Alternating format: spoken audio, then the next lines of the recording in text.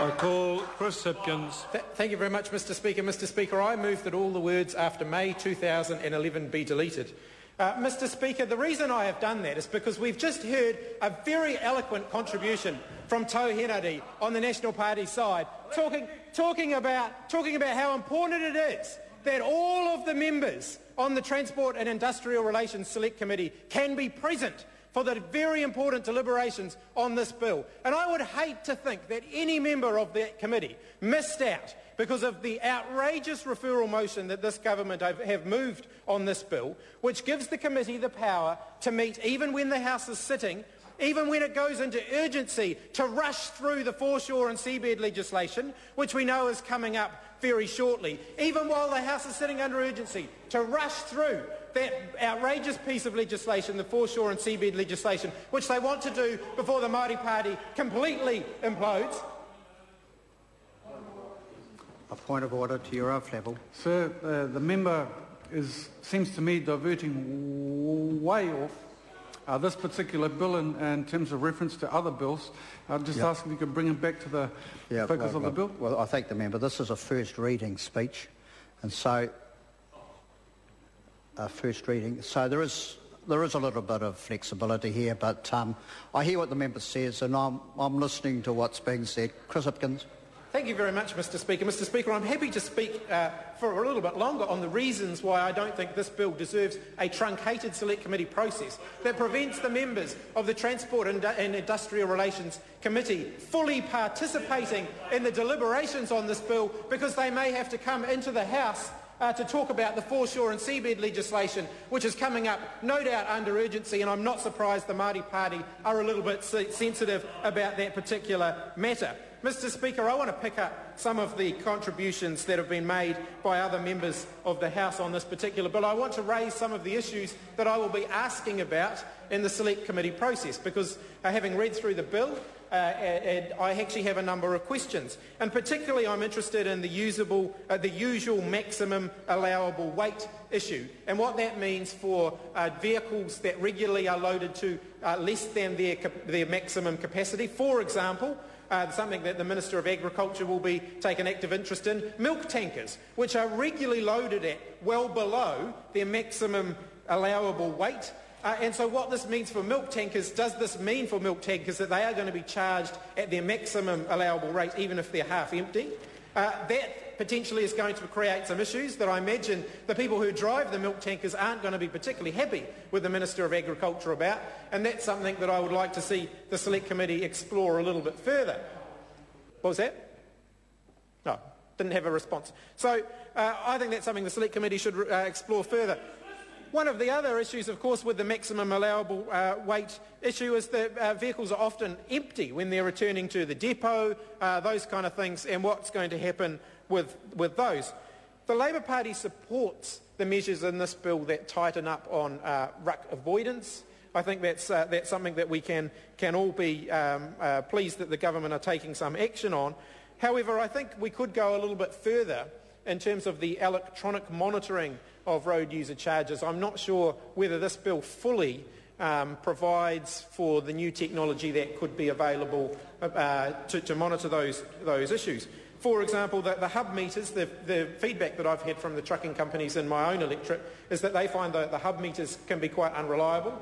Actually, there's GPS technology now which is pinpoint accurate, down to the very meter, which can record all of the vehicle's movements. So an electronic system may be much harder to trick, to fool, and to avoid paying the road user charges, could be much fairer, and could actually provide the trucking companies and the operators of the truck a much more flexible, reasonable and easy to manage system. If we move to an electronic system, they can operate on a SIM card, a cell phone SIM card, or a GPS type system that can be instant, it can be much more accurate and potentially much fairer. So that's another issue that I would like to see the Select Committee exploring a little bit further, and I'll be asking some further questions about that. I'm concerned about the lack of differentiation in this bill and in the existing regime between different categories or different types of small diesel vehicles.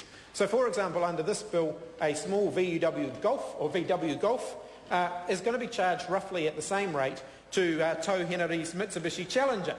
It's going to be, so he's paying attention now. I've woken him up again. So his Mitsubishi Challenger will attract roughly the same ruck charges to a VW Golf. Now, VW Golf much smaller, much lighter on the road, so the rationale for charging the same road user charges for a Pajero, a Challenger to a VW Golf, I think, is pretty weak. And so if we're moving towards more fuel-efficient vehicles, smaller vehicles, potentially greater use of diesel vehicles, then we actually need to think quite seriously about whether or not there should be a greater differentiation in the charging regime for smaller diesel vehicles, and that's something that I think should be considered. I read through some comments from New Zealand Bus on this particular proposal. They've argued that public transport should be subject to a different charging regime, and I think that's something that should possibly be considered, or at least we should at least canvass the arguments in favour or against having a differentiated charging regime for buses and other forms of public transport that operate on the roads and use diesels. Unfortunately, this government seemed to have a natural predisposition against encouraging the use of public transport and against supporting public transport, and we've seen that through Stephen Joyce's absolute obsession with building more and more motorways, whilst at the same time trying to choke off various public transport options around the country. And I think... What was that? Well, if we're talking about motorways in Auckland, I would defer to Melissa Lee's superior knowledge of the motorways in Auckland, because after all, when they built that extra motorway through, what was it, Harbourview, whatever it was, Waterview, when they built that extra motorway through Waterview, all the criminals were going to travel from South Auckland to West Auckland without having to pass through Mount Albert, and that was going to be absolutely fantastic. And the voters of Mount Albert embraced that so much that they delivered her an even lower result than the National Party candidate managed to obtain in the previous National Party candidate managed to obtain in the last election. But I think that does highlight, the comments from Maurice Williamson just there do highlight the National Party's absolute obsession with having more and more motorways rather than considering alternative forms of transport. And that is absolutely relevant to this discussion, because when we're talking about the charging rate for diesel road user charges, one of the issues that could be considered is a differentiated charging rate for public transport. But really, the big question that I have here is this the step change that we've been waiting for from the government? Because here we have the government just back from Christmas. They've had a nice long holiday. John Key's been off to Hawaii a couple of times, lay on the beach. And is this what he managed to come up with in that period of time? This was going to be the step change that's going to catch us up with Australia, changing the road user charges regime. Is this the step change that's going to give those thousands of people who have lost their jobs since the National Party came into government, is this going to give them jobs? I don't think this is going to give them jobs. I don't think this is going to do very much for them at all. This is not a step change. This is a routine administrative piece of legislation, which is one of the reasons why we're supporting it to the Select Committee, although we'd like to give the Select Committee the opportunity to consider it properly. We're supporting it through to that, but where's the step change? It's still not here. It's certainly not in this piece of legislation.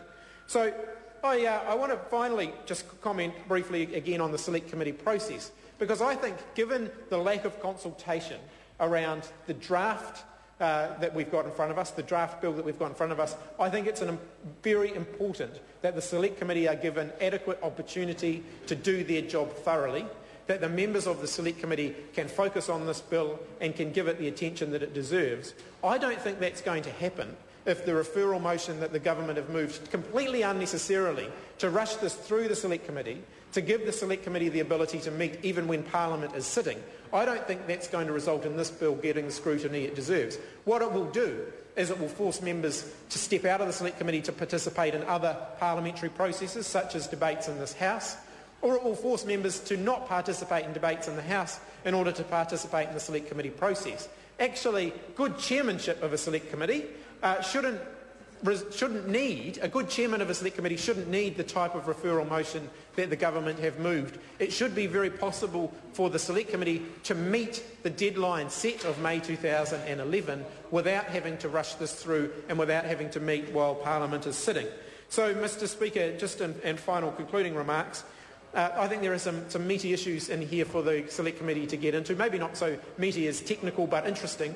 But overall, it's not the step change that we're waiting for from the national government.